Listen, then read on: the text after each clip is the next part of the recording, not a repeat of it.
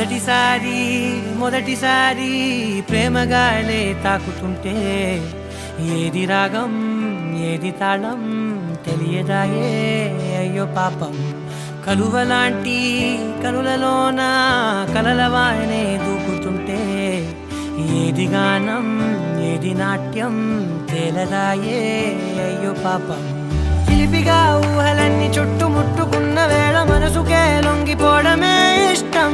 వరదల ఆశలన్నీ కట్ట తెంచుకున్న వేళ వయసునే పట్టుకోవడమే కష్టం అర్థం కాని సరికొత్త చదువుని రాత్రి పగలు చదివేయడం అర్థం